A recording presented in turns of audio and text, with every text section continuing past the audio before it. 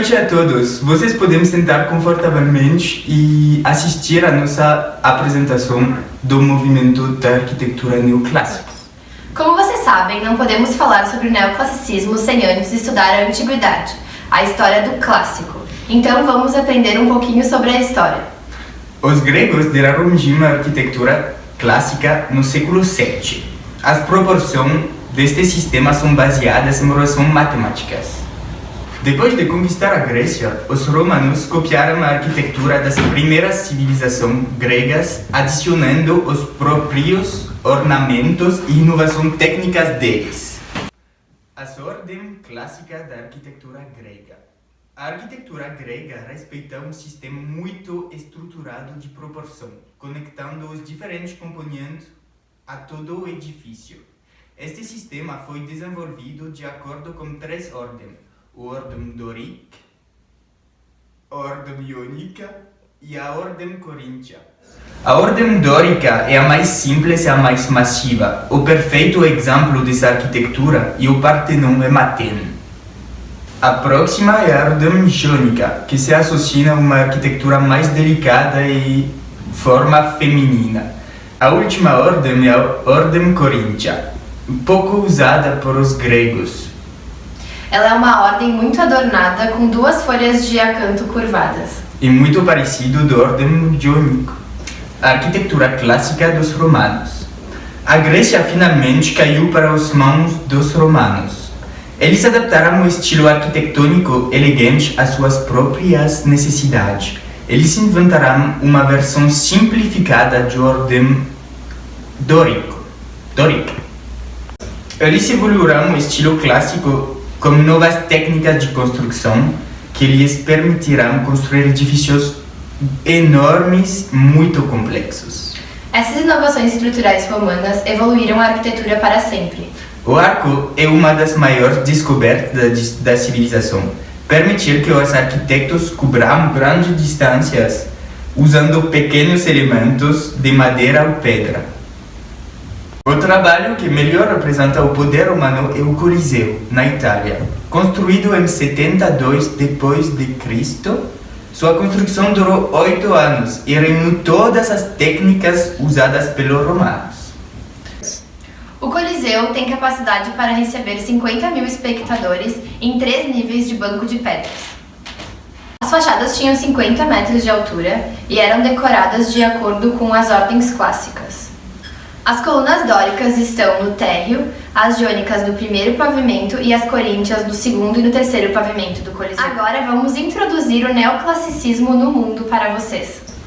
Seu período de desenvolvimento coincide com o que os historiadores designam de Revolução Industrial, onde houve um retorno artístico das raízes greco-romanas.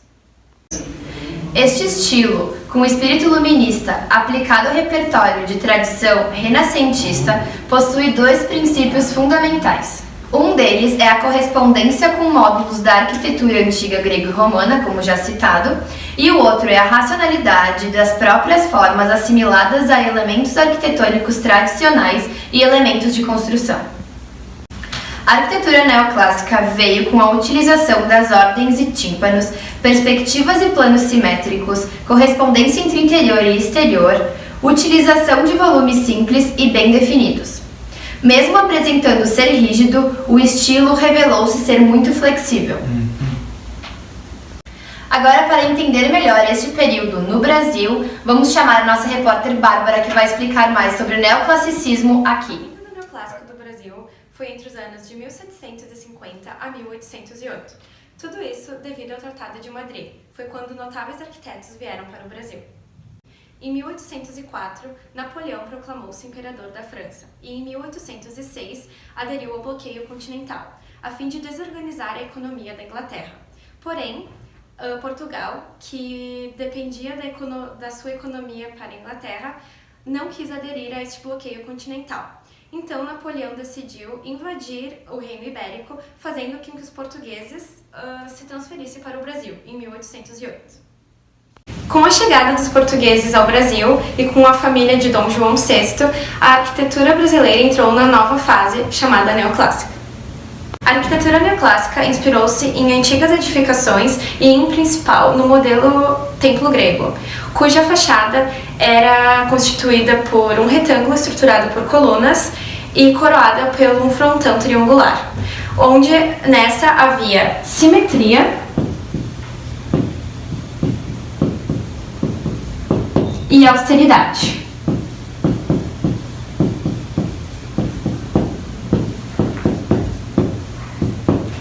Ambas baseadas na lei da proporcionalidade. A arquitetura neoclássica no Brasil é atribuída à missão francesa, contratada para fundir e dirigir a Escola de Artes e Ofícios no Rio de Janeiro.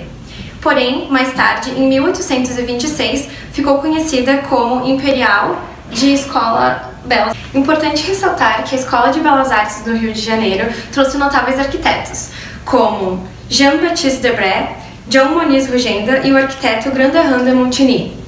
Agora vou passar com minha colega Juliana, que vai falar um pouco mais sobre a arquitetura do neoclássico no Brasil. Boa noite, obrigada Bárbara. Então, falando um pouco sobre a arquitetura da época, ela tinha duas versões. O neoclassicismo oficial, que era da corte, quase todo feito por importações, e a versão provinciana, feita por escravos, manifestando-se nos detalhes das ligações dos proprietários, como o poder central. O neoclassicismo oficial se desenvolveu nos centros mais próximos do litoral, como Rio de Janeiro, Belém e Recife, que tinham contatos direto com a Europa. Desenvolveram um nível mais complexo de arte e arquitetura e se integraram nos modelos internacionais de sua época. As residências urbanas utilizavam-se ainda mais das soluções das implantações dos tempos coloniais, sobre o alinhamento das ruas e sobre os limites laterais do lote. A parte da frente das residências destinavam-se às áreas sociais da casa. Para dentro ficam os quartos e salas de jantar, e aos fundos o serviço. Os porões que aparecem sobre o térreo são utilizados como locais de serviço e como depósito de lenha, liberando o térreo para utilização com cômodos de permanência diurna. Na arquitetura urbana, prevaleceu clareza construtiva. Era caracterizada pela simplicidade formal, com cornijas e platibandas, como recurso formal. As paredes, de pedra ou tijolo, eram revestidas e pintadas de cores suaves, como branco, rosa, amarelo e azul pastel.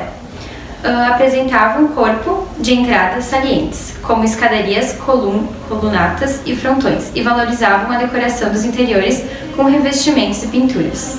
Em geral, as linhas básicas da composição eram marcadas por pilastras, sobre as quais nas platibandas dispunham-se de objetos de louça do porto, como figuras representando as 4 estações do ano.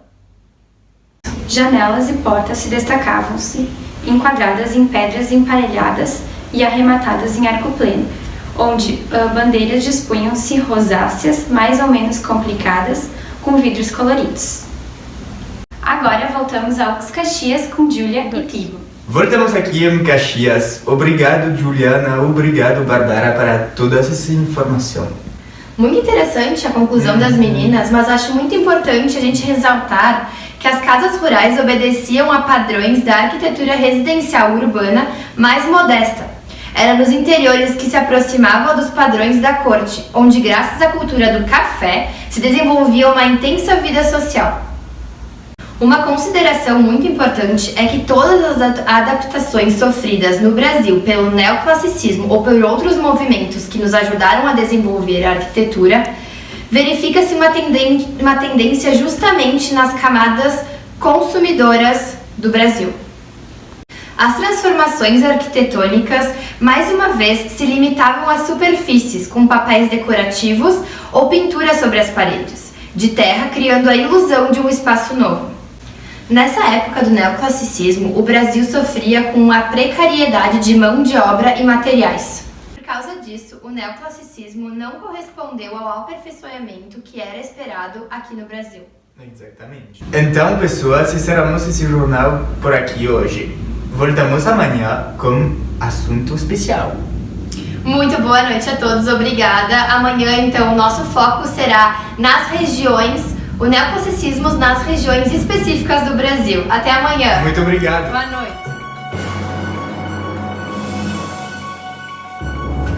Boa noite a todos. Boa noite. Boa noite, Júlia. Boa noite, Tibo. Hoje iremos falar sobre o neoclassicismo em determinadas regiões do Brasil.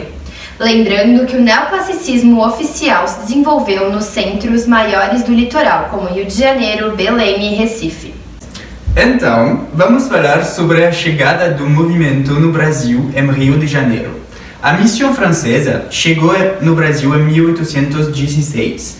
De lá faziam parte, entre outros artistas, Nicolas Tonnet, o arquiteto Grandjean de Montigny, do que eu vou falar mais tarde, e um artista Debré, muito famoso no Brasil.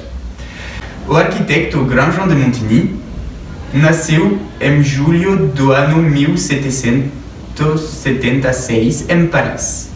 Foi um excelente estudante de arquitetura e em 1799 ele ganhou o Prêmio da Roma. Como esse prêmio, ele ganhou uma estadia de 4 anos em Roma, onde ele pôde estudar os monumentos clássicos. Durante essa época, o arquiteto desenhou e reproduzia a arquitetura clássica de maneira a entender os edifícios. Vocês podem ver muitos desenhos que ele fez nessa época. Muitos intelectuais foram para a Itália estudar e viajar a fim de criar um movimento neoclássico. Grandjean de Montigny voltou na França, onde ele foi o arquiteto do governo de Napoleão. Ele foi o arquiteto privado de Napoleão e da família dele. Durante essa época, o arquiteto fez vários projetos de jardins, palácios e edifícios militares. Vocês podem ver alguns desses projetos aqui. Mas seu mais importante projeto foi o Palácio Bellevue, na Alemanha. Nesse momento, sob controle napoleônico. Não existem muitas arquivas sobre o palácio, mas podemos remarcar nas fotos atuais a presença da simetria, muito importante para o arquiteto, e os frontões acima do palácio. Nesse projeto, Grandjean de Montigny desenhou também o jardim, vocês podem ver o lagão aqui. Em 1815, após a derrota de Napoleão, Grandjean teve de voltar a Paris. Voltando em Paris, quando Napoleão caiu, ele se juntou ao grupo de artistas como Joachim Le Breton e, a convite do governador de Portugal, prepara-se para partir para o Rio de Janeiro, onde Dom João V e a corte portuguesa se haviam instalado em 1808. No Brasil, o arquiteto Grandjean de Montigny foi encarregado de projetar e construir o edifício da Escola de Belas Artes. Agora, tudo que resta do edifício é o pórtico no Jardim Botânico de Rio de Janeiro. Mas o arquiteto construiu e projetou sua própria casa, o Solar de Grandjean de Montigny. Ele construiu na Gavea um belo casarão neoclássico, de 2 andares, parcialmente circundados por varandas sustentadas por colunas, que vocês podem observar aqui. O acesso ao primeiro andar se faz por uma elegante escadaria. Na parte posterior da casa, há 2 salões cilíndricos. O Solar serviu como sua residência até sua morte, em 1850, sendo habitado posteriormente por outras famílias. Hoje, essa casa faz parte do campus da PUC-Rio. O projeto mais importante de Grandjean de Montigny no Brasil, em Rio de Janeiro, e que ainda está de pé, é o edifício para a Praça do Comércio de Rio de Janeiro. E se realizou entre 1819 e 1820. As fachadas são simples, mas o enorme espaço interno de planta centrada, inspirado nas basílicas cívicas romanas, é o mais notável. O eixo principal é ladeado por galerias com colunas dóricas, e sobre o centro do edifício há uma cúpula com uma abertura que permite a entrada de luz. Seu projeto é diferente de tudo o que se havia feito no Rio de Janeiro. Grandjean de Montigny fez também muitos projetos que não se realizaram, como uma biblioteca imperial em 1841, aqui, e o Senado do Império, em 1848, provavelmente ambicioso demais para o jovem país. Grand Jean de Montigny, infelizmente, morreu em 1850 no Rio de Janeiro, na sua própria casa. Apesar de haver construído por pouco, ele faz parte dos introdutores do neoclássico no Brasil. A importância de Grand Jean de Montigny para a arquitetura brasileira é imensa. Agora vamos viajar para Recife, onde nossa repórter Julia vai falar sobre arquitetura neoclássica. Aqui, em Recife, o mais importante nome do neoclassicismo é Louis Voltaire. Engenheiro político francês, nasceu em Bergerac, na Bretanha, no dia 6 de março de 1815. Em 1839, a convite do Conde de Boa Vista, o arquiteto foi convidado para vir ao Brasil junto com matemáticos e engenheiros da França. O arquiteto, com 24 anos na época, tinha a tarefa de modernizar e afrancesar a cidade fundada 2 séculos antes pelo alemão Maurício Nassau. O que Grand Jean de Montigny fez na cidade imperial, Louis iria fazer em Recife. Os projetos importantes de Louis de Voltaire em Pernambuco são o Teatro de Santa Isabel, de 1840, a Ponte Santa Isabel sobre o rio Capirabiri, a casa que pertenceu a Barão Rodrigues Mendes e atualmente é a sede da Academia Pernambucana de Letras, a Ponte Pêncil de Caxangá sobre o rio Capibaribe, a Casa da Câmara e Cadeia de Brejo da Madre de Deus, de 1847, a única obra arquitetônica no interior do estado, o Mercado de São José, 1871, lembrando que esta época Louis já havia voltado à França e coordenava suas obras de lá. E a residência às margens do rio Capibaribe, onde seus proprietários recebiam visitas através deste rio. Entre as obras citadas, a mais importante é o Teatro de Santa Isabel, sendo motivo do conde ter chamado os arquitetos e os engenheiros, devido à falta de profissionais no Brasil. O projeto definido, estimado em 240 conto de réis, moeda da época, foi aprovado em fevereiro de 1841, sendo as obras iniciadas no mês de abril daquele mesmo ano. O local escolhido foi o então chamado Campo do Erário, onde só haviam areia. Atualmente é a Praça da República. Durante todo o processo de construção, a obra era chamada de Teatro de Pernambuco. Só pouco antes da sua inauguração, em 18 de maio de 1850, o seu nome foi mudado para Teatro de Santa Isabel, em homenagem à princesa Isabel, filha do imperador Pedro II. Durante a sua estada em Pernambuco, Voltaire sofreu muitas acusações, entre as quais a de improbidade, desmandos e perseguições. Muitos ataques foram reflexos da campanha política contra Francisco do Rego Barros, responsável por sua vinda ao Brasil. Voltaire não suportou por muito tempo a falta de apoio depois da deposição do Conde da Boa Vista em 1844 e voltou para a França em 1846. Mas não foi por causa da sua volta que ele perdeu o contato com o Brasil. Voltaire continuava comandando a obra do Teatro de Santa Isabel através de correspondências e cartas com os responsáveis da obra aqui. Essa magnífica obra leva as seguintes características do neoclássico. A platibanda do teatro leva a saliência menor que o balcão e suporta visualmente o severo triângulo frontão, que ganha leveza por estar um pouco mais elevado. Sua fachada é severa, segundo os modelos neoclássicos, com 3 arcadas cobrindo a entrada. Acima dela, o balcão e na parede do andar superior, a mesma quantidade de colunas e arcos romanos para as portas e janelas.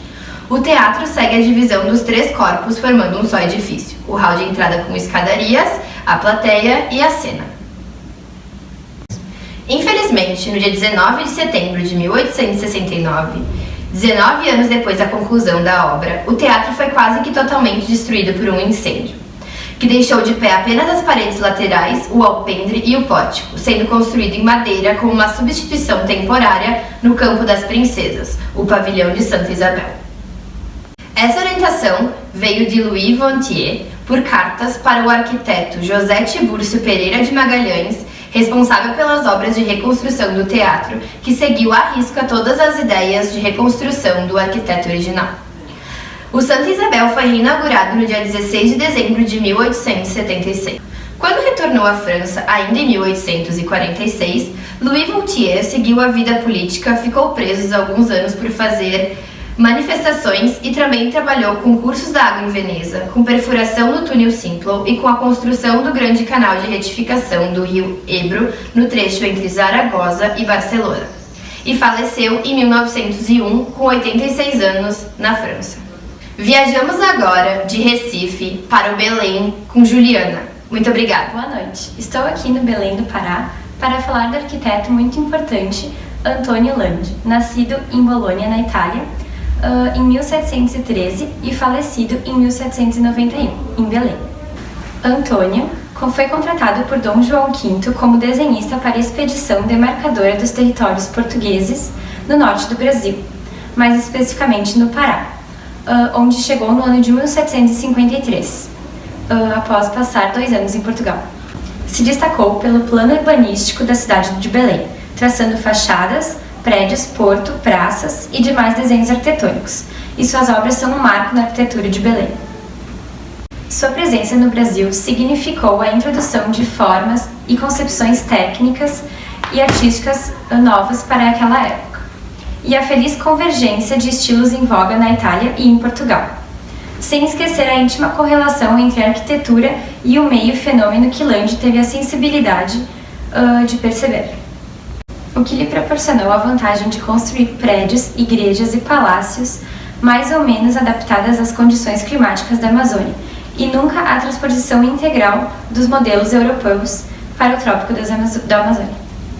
Uma das principais obras de Antônio José Landi foi a Catedral Metropolitana de Belém, uma igreja católica construída no período entre 1784 a 1771. Landi assumiu a obra no ano de 1755, no qual projetou toda a sua fachada coroada com 2 grandes torres, além de belíssimos desenhos feitos pelo próprio arquiteto. Conta com diversas telas, vitrais e artefatos religiosos oriundos da Europa. Outra obra de grande importância é o Palácio dos Governadores, é o atual Museu do Estado do Pará. O edifício foi concluído em 1772 e se apresenta em 2 pavimentos horizontais, onde as aberturas acompanham simetricamente e sua escada principal segue o modelo das construções italianas do século XVI. A obra é conhecida por ser um dos trabalhos mais nobres e influentes que o arquiteto já exerceu. Viajamos agora com Bárbara para o sul do Brasil, em Porto Alegre. Boa noite. Focando agora no Rio Grande do Sul, o neoclássico em Porto Alegre começou a aparecer nos anos de 1831, quando arquitetos alemães chegaram na capital. Influenciada pelo período colonial e pelos costumes portugueses, algumas de suas obras neoclássicas continham suas fachadas com azulejo. Como parte da decoração, o material ajudava também na praticidade da limpeza. Essas edificações são conhecidas como casas de azulejos. Várias edificações ainda permanecem no centro histórico de Porto Alegre, como, por exemplo, o Mercado Público, feito em 1863 pelo arquiteto alemão Friedrich Heidt-Thun. A sede administrativa na Arquidiocese de Porto Alegre, a Cúria Metropolitana, também é um exemplo de neoclássico construído em 15 de agosto de 1910. Uma das obras mais conhecidas neoclássicas de Porto Alegre é o Teatro São Pedro, cujo projeto foi feito no Rio de Janeiro por Philipp von Norman, inaugurado dia 27 de junho de 1858, com capacidade para 700 espectadores, com decoração em veludo e ouro, em uma época que Porto Alegre tinha um pouco mais de 20.000 habitantes. O Teatro São Pedro é o mais antigo da cidade e foi concebido por um edifício gêmeo, que se levantou do outro lado da rua, o antigo Tribunal de Justiça, mas este foi consumido pelo fogo em 1950. O arquiteto alemão Philipp von Norman, que iniciou sua vida profissional em Ronganas, trabalhando na construção da estrada de ferro na mina de carvão, chegou em Porto Alegre em 1848, junto com sua esposa Maria Armstrong. No ano de 1849, ele foi contratado para refazer o projeto do Teatro São Pedro, assumindo assim um cargo na Secretaria de Obras Públicas. Nessa função, executou diversas obras pelo Estado, além de ter fiscalizado diversas obras pelo interior do mesmo na década de 1850.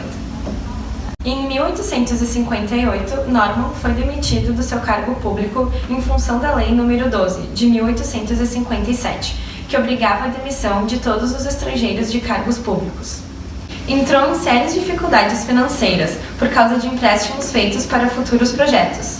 Seus inúmeros apelos pela recontratação foram ignorados e a dívida executada no mesmo ano. Conseguiu um emprego de cartógrafo, onde foi demitido no ano seguinte. Então, retomou para Santa Maria da Boca do Monte, onde foi encarregado da construção do cemitério, sem conseguir terminá-lo. Então, contratado como desenhista pelo governo, porém, falta continuidade ao trabalho e falece em meio do ano de 1862. Essa foi mais uma edição especial do Jornal UX, falando sobre o neoclássico. Tenham uma boa noite.